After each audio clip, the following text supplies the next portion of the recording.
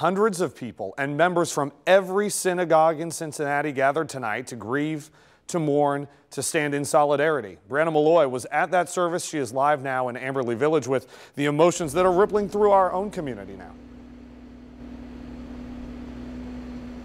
Well, Evan, the flags behind me really represent the sadness that the whole country is feeling right now. The flag of Israel next to the United States flag, both flying at half staff. But for many in Cincinnati's Jewish community, the news of the synagogue shooting hit especially close.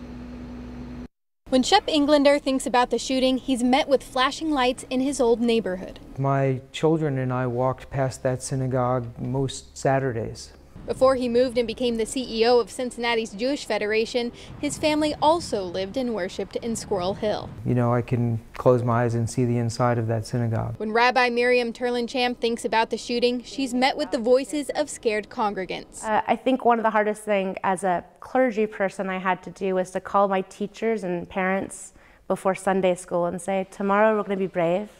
And we're going to step back into the synagogue. Like Turlin-Champ and Englander, more than 1,000 people streamed into today's vigil with their own stories. When one Jew suffers, all Jews suffer. When the service ran out of chairs, people started sitting on the floor.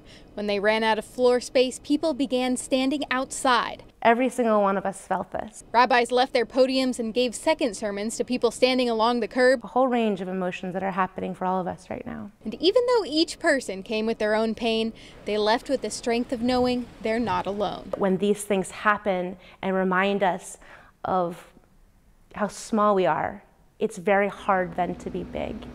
And so that's also what tonight's about.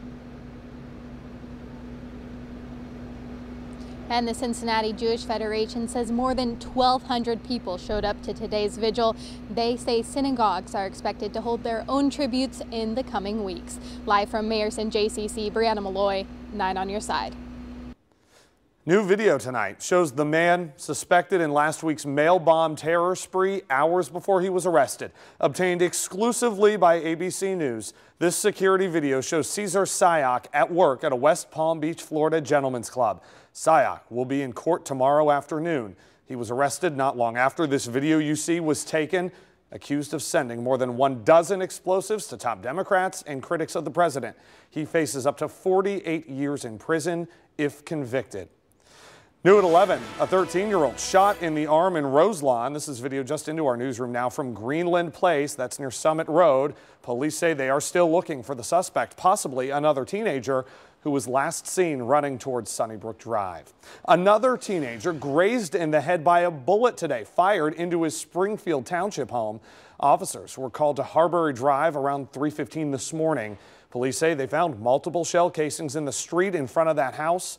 19-year-old Dewan Samuels is expected to be okay. Police say his father and younger brother were also inside the home at the time, but were not hurt.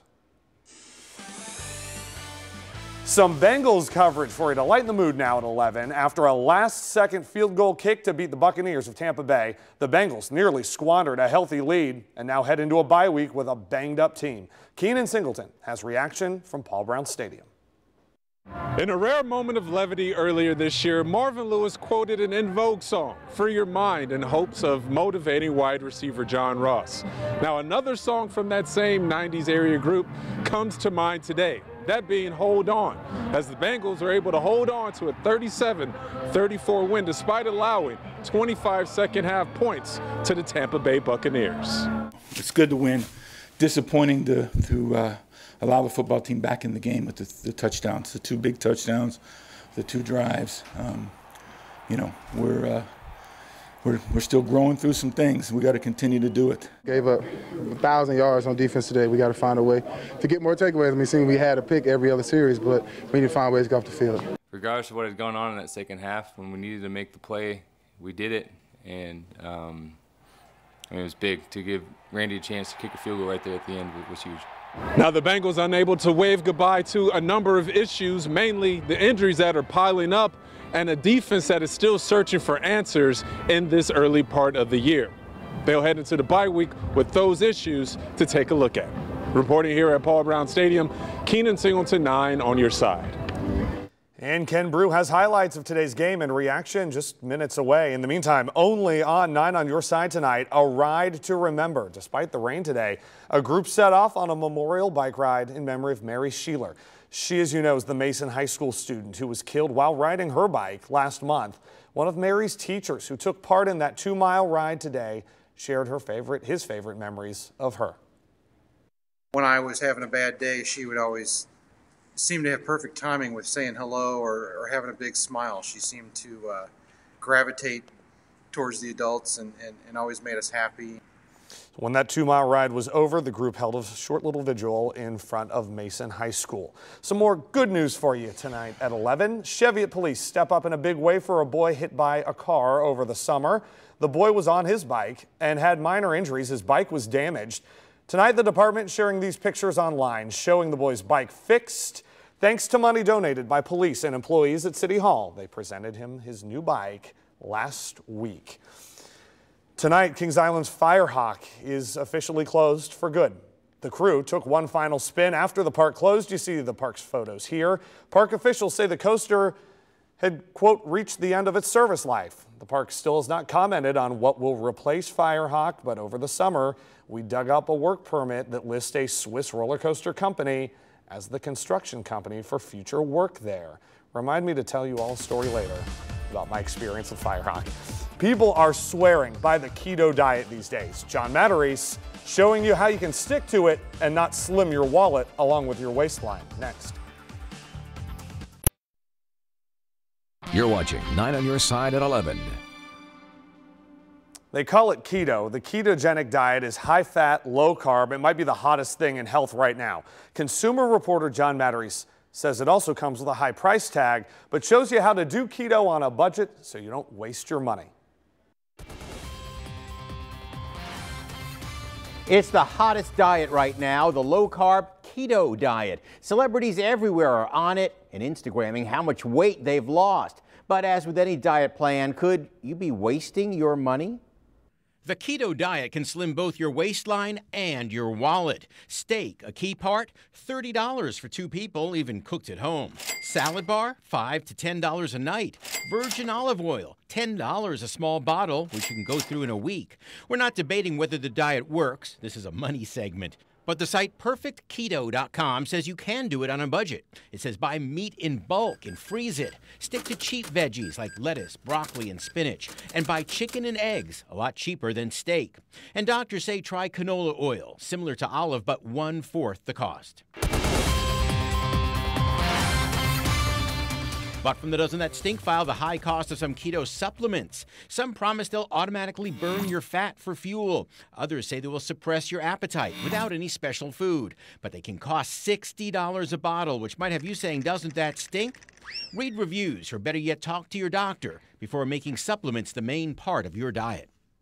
Bottom line, the keto diet, like the Atkins, can work for you. But if you're relying only on prepared meals, it can be very expensive, so keep that in mind so you don't waste your money. I'm John Matarese, 9 on your side. I think a lot of people also forget that it's a twofold thing. You also got to hit the gym or do some kind of exercise. That's the way to keep it off. Yeah. Yeah. Yeah, you can lose it real quick. Take it from one who knows recently. Yeah, I'm telling you. They look good. Well, do what you can. And we've been keeping you busy today, too. So. Yeah, that's for sure. Things have slowed down a little bit, thankfully, Ev, as we look at the forecast going forward. Yeah, we've got some clouds over the top of us, but the rain is pretty much done. And overall, as we head into the next couple of days, we're looking at some drier weather. You'll notice the bulk of the rain out to the east. There's still a little bit, as we like to say, upstream or to the northwest. Not out of the question we could see a shower overnight, but I think in the morning we're going to be fine. We'll see that low lifting out of here, and that's going to give us some sunshine for tomorrow. And for that matter, we're looking pretty good for Tuesday as well, with maybe just some high clouds